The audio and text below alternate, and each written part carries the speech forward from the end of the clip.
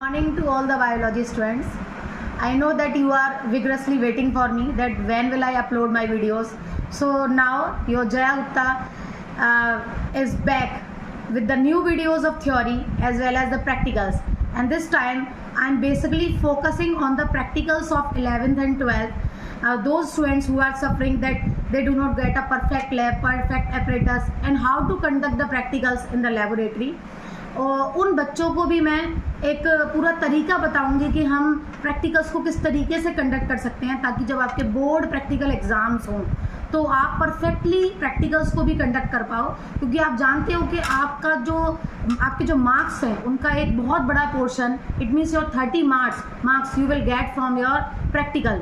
So you should be very strong in your practicals.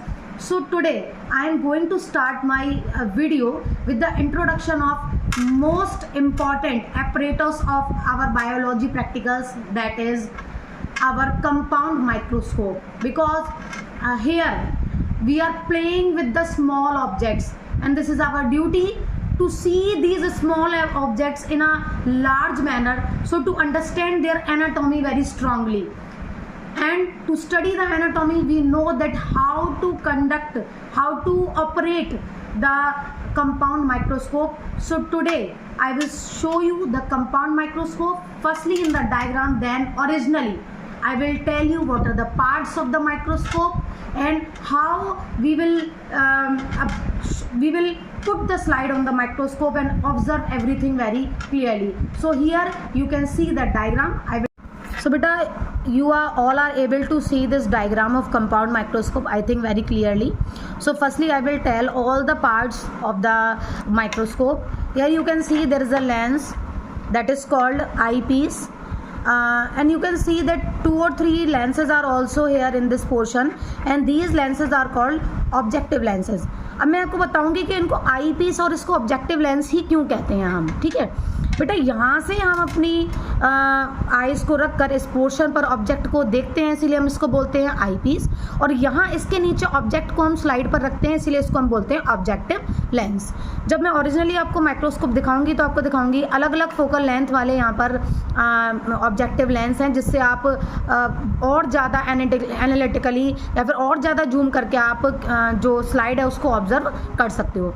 Now you can see this portion is called body tube, and the part where the objective lens are attached, this is the rotating nose piece. Why I am called it rotating? Because you can rotate according to the requirement. आप कितना बड़ा देखना चाहते हो object को, उसके according आप इसको नोज पीस को रोटेट कर सकते हो, और ऑब्जेक्ट मतलब जो ऑब्जेक्टिव लेंस है उसके अकॉर्डिंग वहाँ सेट कर सकते हो. अब यहाँ पर 2 आपको बटन्स दिख रहे होंगे. These are the 2 buttons by which you can set the slide very perfectly. These are the coarse adjustment buttons and these are the fine adjustment buttons. This is the arm of the microscope. This is the stage where we put the slide, and these are 2 clips. You can hold the slide with the help of these clips. Now below the microscope in the जो नीचे वाला reason में आप देखोगे यहाँ पर एक condenser लगा होता है, जिसके नीचे एक आइरिस डायफ्राम होता है जिसको आप चेंज कर सकते हो. जो लाइट आ रही है यहाँ पर रिफ्लेक्टिंग मिरर से, वो आइरिस की जो होल है वो कम या ज़्यादा होगा. जितनी लाइट आपको स्टेज पर स्लाइड के लिए चाहिए वो रिफ्लेक्टिंग मिरर से आइरिस डायफ्राम पर पड़ेगी, उतनी लाइट ऑब्जेक्ट के पास जो आएगी. And this is the last part, this is called the foot. So this is the complete microscope. Now I will show all these things, all these parts of the microscope in the real microscope to all of you. So after the beautiful diagram of compound microscope, you can see in a real way that I am having this compound microscope at my home, and I purchased this microscope to all of you, that you will become convenient to do your practicals as well as how to operate this microscope. So I will tell you what are the parts of this microscope.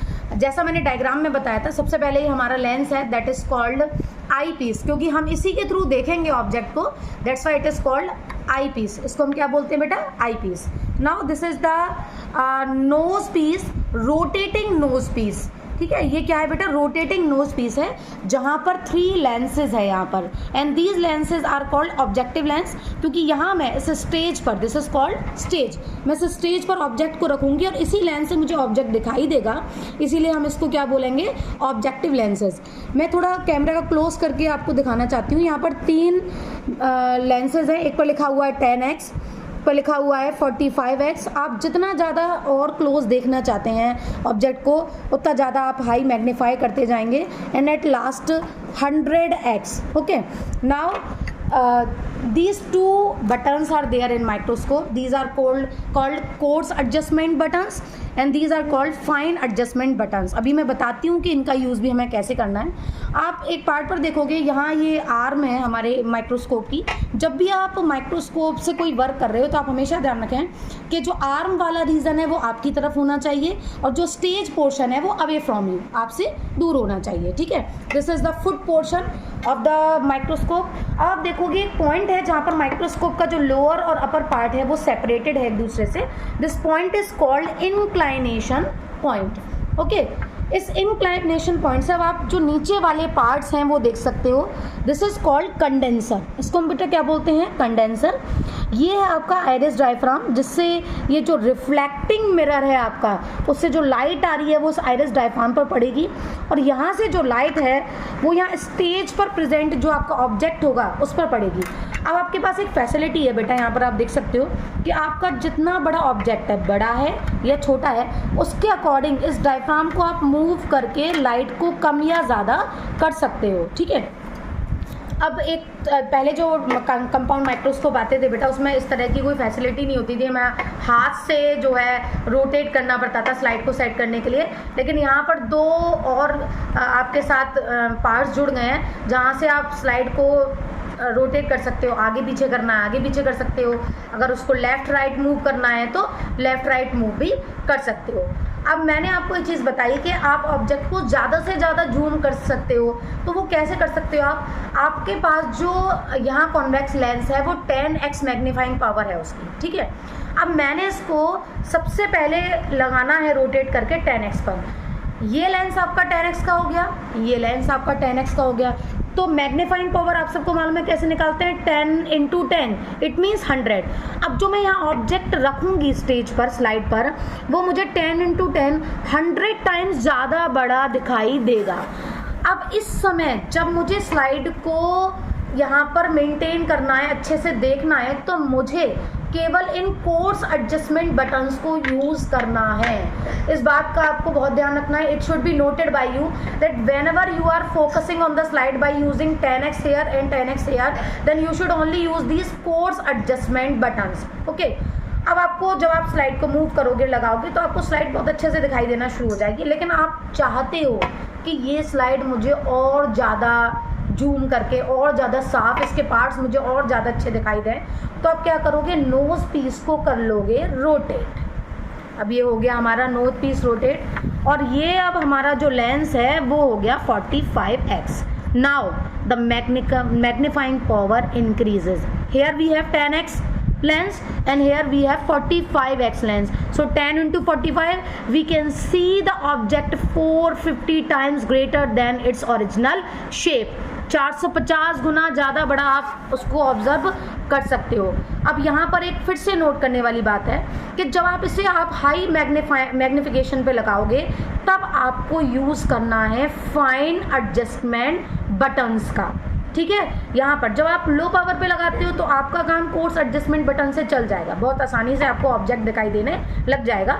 लेकिन जब आप high power पे लगाते हो, जैसे मैंने यहाँ 45 पे लगाया है, मैं चाहूँ तो मैं इसको और रोटेट करके 100 पर भी लगा सकती हूँ, तब मुझे ऑब्जेक्ट 1000 टाइम्स ग्रेटर दिखेगा। लेकिन अब मुझे इन बटन्स का यूज़ ना करके बेटा, अब मुझे यूज़ करना है फाइन एडजस्टमेंट बटन्स का, ठीक है। तो मुझे जो ऑब्जेक्ट है वो और अच्छे से दिखाई देने लग जाएगा। कभी कभी ऐसा होता है कि हम और भी ज़्यादा मैग्नीफाई करके देखना चाहते हैं किसी ऑब्जेक्ट को, तो हम यहाँ क्या करते हैं कि जो हमारे ये लेंस होते हैं, हाई पावर वाले लेंस होते हैं, यहाँ पर हम सिडार ऑयल का यूज़ कर देते हैं बेटा, ठीक है। यहाँ ऑयल लगाते हैं तो वो ऑयल क्या करता है कि जो ऑब्जेक्ट आप देख रहे हो उसको और ज़्यादा मैग्नीफाई करके और ज़्यादा जूम करके आपको दिखाता है, ठीक ठीक है. So I will now show you how to set the slide on the stage and how can we see the slide at low power and at high power. I am having this slide.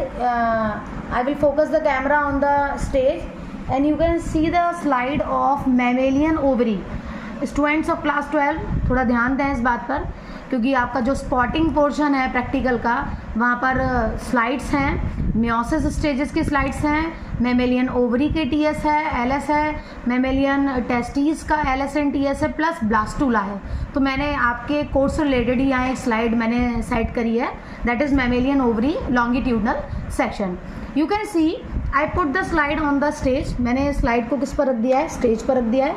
मैंने clip की help से इसको बिल्कुल वहाँ attach कर दिया है ताकि ये मूव ना हो. मैंने ऑलरेडी क्या करा है, इन दो बटन्स की हेल्प से, दो रोटेटिंग जो ये बटन्स हैं इनकी हेल्प से मैंने स्लाइड को बिल्कुल फोकस कर दिया है. रिफ्लेक्टिंग मिरर से मेरी लाइट भी बिल्कुल उतनी आ रही है जितनी मुझे रिक्वायर्ड है.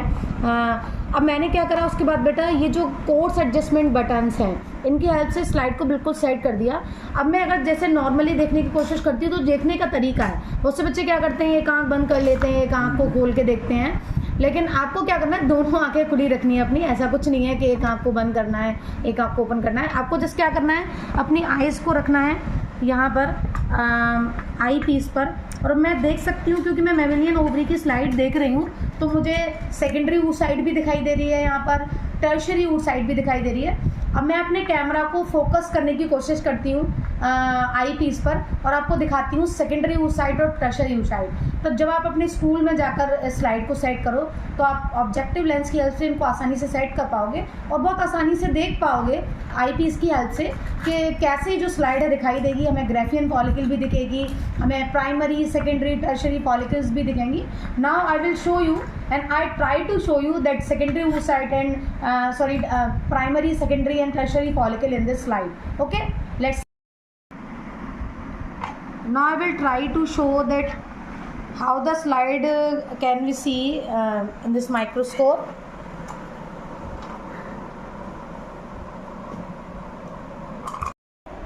Now beta, you can see that two circular structure are seen.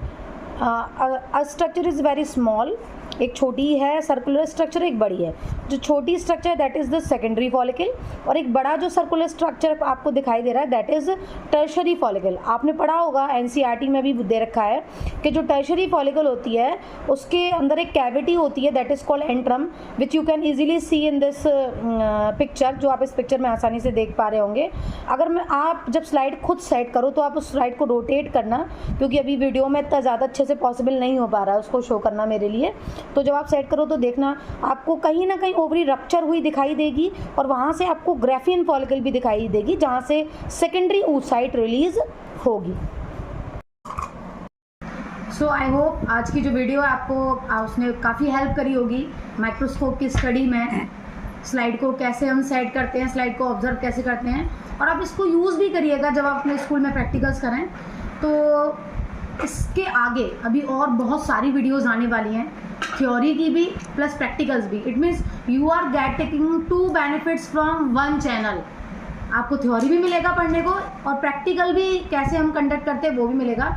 तो उसके लिए I hope you will like my videos, previous video and this video also. So please subscribe my channel और जो बेल आइकन का button है उसको भी दबाइए ताकि जब मैं न्यू वीडियोस अपलोड करूं आपके सिलेबस के अकॉर्डिंग तो वो आपको मिलती जाएं और आपको अपने सिलेबस को पढ़ने में बहुत आसानी हो. मैं चाहती हूं मेरे जितने भी बच्चे हैं क्लास 11th और 12th के, मैं उनको इतना दे पाऊँ कि वो मेरी वीडियोस को देखकर अच्छे से थ्योरी भी पढ़ पाएँ, अच्छे से प्रैक्टिकल्स भी कर पाएँ. और जो हमारा बोर्ड का टाइम होगा तो मैं एक इंटरेस्टिंग पैटर्न और लेकर आऊँगी जो बोर्ड में ज़्यादा से ज़्यादा आने वाले क्वेश्चंस हैं जो आपको एक अच्छे मार्क्स गेन करने में हेल्प कर सकते हैं, वो भी अब की बार आपके पास आएंगे आपके अपने चैनल में, that is your Jaya biology Gupta. So we will see you in the next video. Till then goodbye and happy day to all of you.